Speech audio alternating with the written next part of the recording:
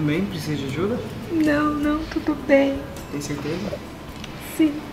Posso sentar?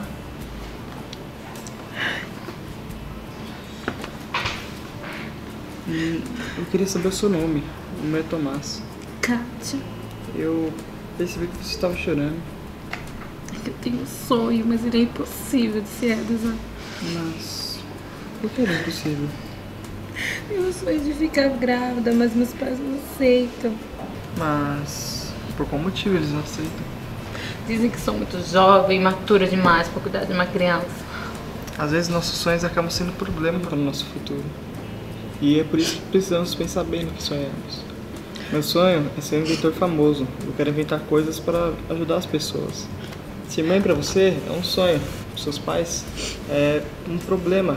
Para eles e para você também. Mas, independente de qual seja a situação, lembre-se que é sempre uma luz no fim do túnel. Nossa, que linda. Talvez você tenha razão. Talvez você esteja certo mesmo. Nossa, tô muito atrasada, eu tenho que ir. Não, peraí. Mas você vai estar aqui amanhã? Talvez, tchau.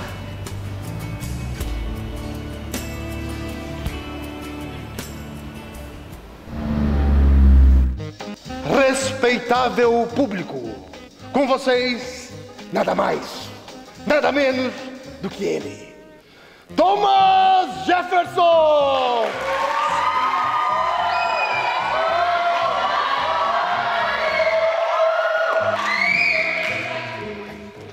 Obrigado. Olá a todos. Hoje eu venho apresentar a pílula que vai revolucionar a história da humanidade. Nesse pote está a pílula da luz, que funciona assim. Ao tomar essa pílula, seu corpo fica automaticamente iluminado, assim dispensando a lâmpada elétrica. E para provar que funciona, eu testarei em mim mesmo.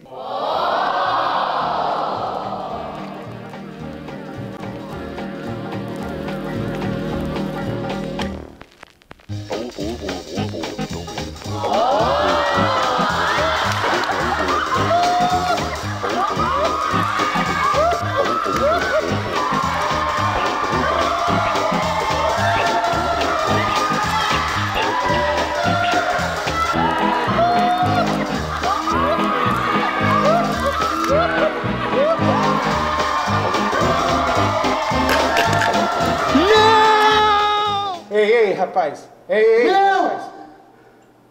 Já estamos encerrando. Tá bom, desculpa.